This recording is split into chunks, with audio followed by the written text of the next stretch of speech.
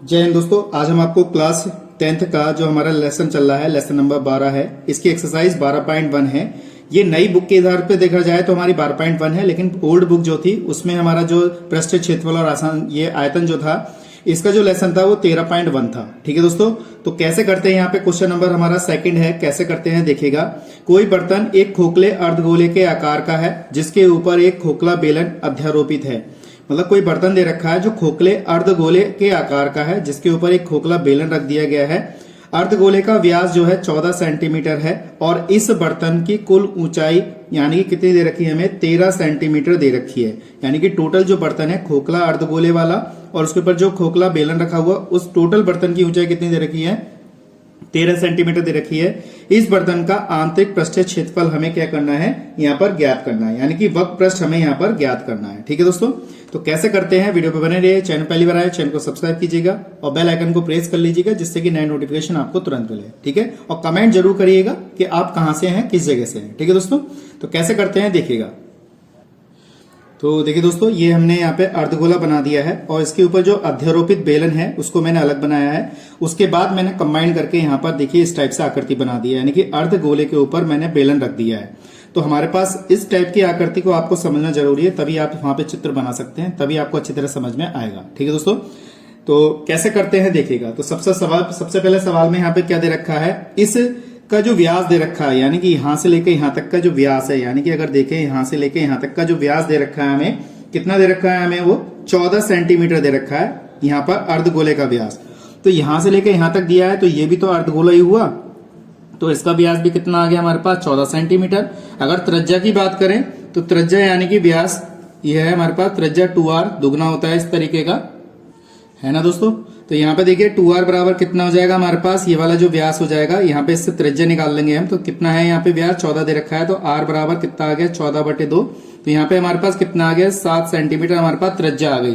तो ये वाली जो त्रिज्या आ गई यहाँ से लेके यहाँ तक, वो आ गई हमारे पास 7 सेंटीमीटर, और ये वाली भी जो हो गई वो आ गई 7 सेंटीमीटर त्रिज्या आ गई। ठीक है, अब इस पूरे बर्तन की जो ऊंचाई दे रखी है वो भी हमें दे रखी है, कितनी दे रखी है यहाँ पर, 13 सेंटीमीटर दे रखी है।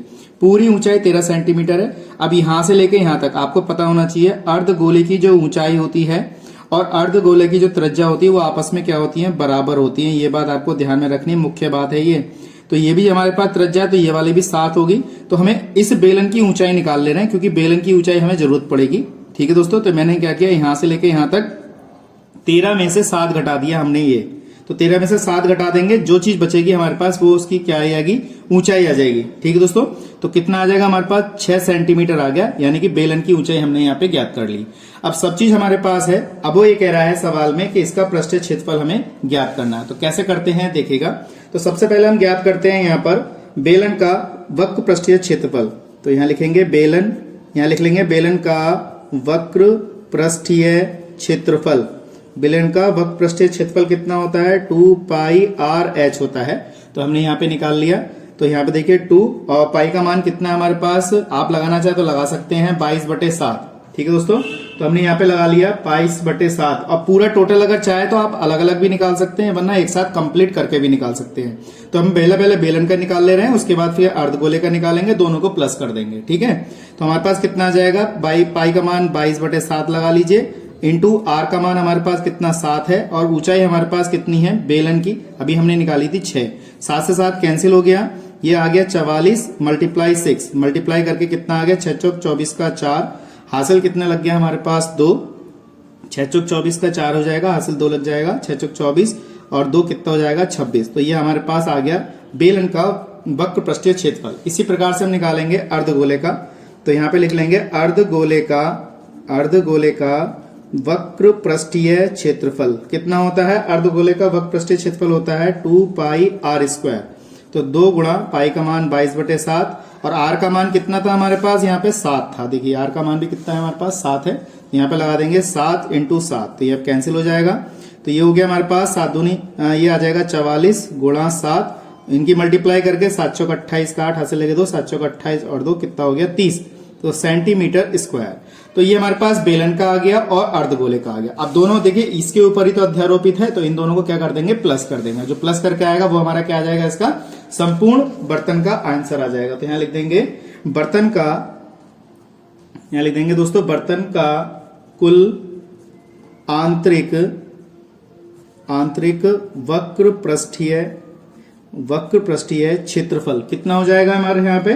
तो ये लिख देंगे बेलन का वक्र पृष्ठ, यहाँ लिख देंगे बेलन का वक्र पृष्ठ लिख देंगे, प्लस यहाँ लिख देंगे अर्ध गोले का वक्र पृष्ठ। तो बेलन का वक्र पृष्ठ कितना आया हमारे पास, यहाँ आ गया 264 और ये आ गया 308। तो इनको प्लस कर दीजिए, 8 4 12 का 2 हासिल लगा 1 6 और 1 7 और ये कितना हो गया हमारे पास 5। तो ये हमारे पास 572 वर्ग सेंटीमीटर हमारा इसका ये हमने निकाल दिया। आप चाहते तो कंप्लीट डायरेक्ट इसको डायरेक्ट भी निकाल सकते थे यहाँ पर, तो हमने इस तरीके से यहाँ पे इसे निकाला। मैं समझता हूँ ये चीज आपको अच्छी तरह समझ में आ गई होगी। चैनल पहली बार आए चैनल को सब्सक्राइब जरूर करिएगा और वीडियो को यार शेयर कीजिएगा। ठीक है दोस्तों, तो आज के लिए इतना ही। नेक्स्ट वीडियो मिलते हैं ऐसे इंटरेस्टिंग क्वेश्चनों के साथ। जय हिंद, जय भारत।